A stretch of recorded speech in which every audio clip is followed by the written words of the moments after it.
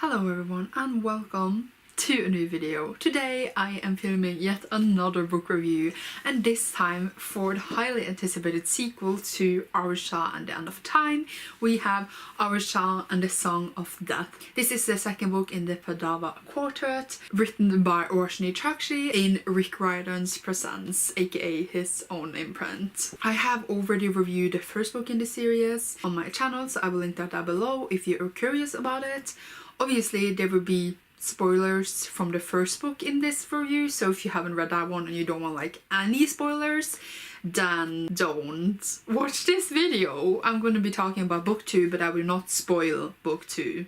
I'm lucky enough to have an advanced reader copy of this, which I got from my friend who lives in the state called Justine. So thank you so much to her for sending me some arcs and fulfilling my arc dream. Literally though. Aru Shah is based upon Indian mythology in the same way as Percy Jackson is basing itself upon Greek mythology. It's an own voices in the Indian mythology, Indian identity aspect of the story, so that is great. And it follows Aru Shah, an Indian American girl who finds out that she is a reborn Pandava. And the Pandavas were 5 legendary heroes in Indian mythology. And the heroes are to be born again when there is a danger, the world is shitty and needs saving, I guess. And Aru is one of the 5 reborn heroes. She's not like reborn in a literal sense, because it's more like her soul has been reborn. All the original Pandavas were boys, men, and she is a girl, and all the other Pandavas has been reborn as girls, I believe, so far. She calls them her soul sisters because they are siblings in the soul, but not gene-wise, which I think is the cutest. So yeah, they are siblings for everything that counts. In the second book here, the bow and arrow from the love god has been stolen and it is being used to make heartless zombies. Aru is being accused for stealing this, even though she totally didn't do it. She goes on a quest with her siblings and another person whom is a boy to prove her innocent and to, you know, save all the people who was enslaved as zombies, etc. So if you have read the first book, then you're already familiar with the world and how the story goes. It is still quite similar, like they go on a quest, they meet different obstacles on the way, they meet different gods and learn the different stories, and everything is interpreted and made into just really fun adventure and quest. I said this in my first review, but Aru Shah really just is Percy Jackson, but even better, because, well, we get a girl hero and we get this totally new mythology that I feel like we don't see that much of. Like, of course, a lot of people have heard about Indian mythology, I'm not saying that, but I feel like things like Greek mythology is something you see a lot in media and general movies and stories. Like, there's a lot of retellings and it's used a lot. Not so much Indian mythology, so I feel like that makes it even more fun because you're not as familiar with it. Of course, like, I guess that depends on where you are from, but that's just the impression I have in general. Like, I keep saying that it is like Percy Jackson, but that's really just because I want to encourage more people to read it, because I know how popular Percy Jackson is. So like, if you like Percy Jackson, I can guarantee that you will like these. The humor is really like in Percy Jackson. It is sort of like childish, but I enjoy it a lot. It is a middle grade, so the humor is really on point here. We even like have this crab, for example, on the cover, and yes, they do talk about Moana with him, and it was hilarious. They have Taylor Swift references, The Rock references. They have a lot of, I guess, memes in the book as well, so I feel like it could relate to a lot of the younger generation who grows up now in this meme generation, and I don't even know if it's a bad or good thing. Memes are great, right? So I feel like just in general people could have so much fun with this. I have a lot of fun with this, but if you think about the demographic it is actually written for, they could really find joy in reading in a way that I haven't before if they give it a chance. Just like a lot of kids have found joy in reading through Percy Jackson, and this can encourage the same exact thing. But Aru is just a badass, but at the same time she's such a derp, like she messes up, but she doesn't let that stop her. In the end of book 1, we had this whole thing where the sleeper told her that she was never meant to be a hero, and she got this vision where she sees all the other Pandava sisters battling against her, and I'm really curious about how that is gonna play out.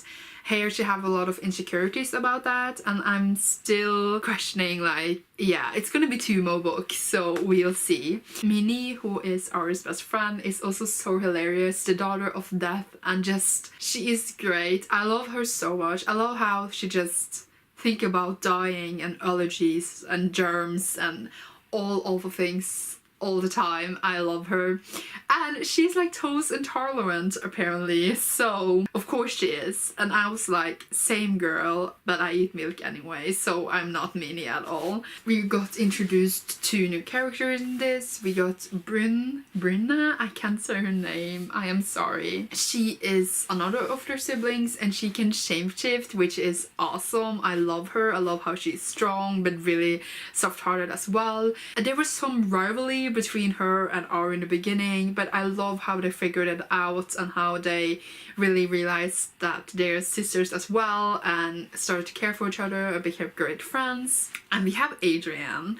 I said this in my other review as well, but I love the name Adrian. So the fact that he's named Adrian just made me love him instantly.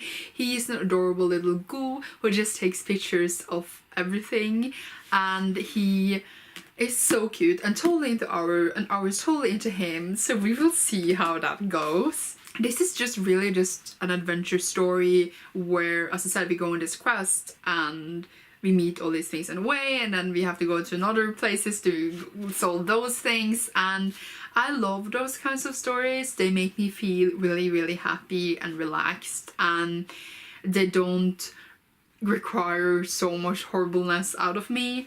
There is like a twist also, and it was sort of that in the first book as well, and I like the twist that we get, that everything is not as it seems always. I am really, really curious how the whole sleeper thing is gonna be solved, and Aru's journey as a hero is the one we think it's gonna be, I guess. Initially I also like the whole questions that this book had, and also the last one, that you can't categorize people into bad and good, because good people do bad things and bad people do good things. The world isn't split into villains and heroes, and Aru learns that throughout these stories, and I think it's such a good message because it's so true.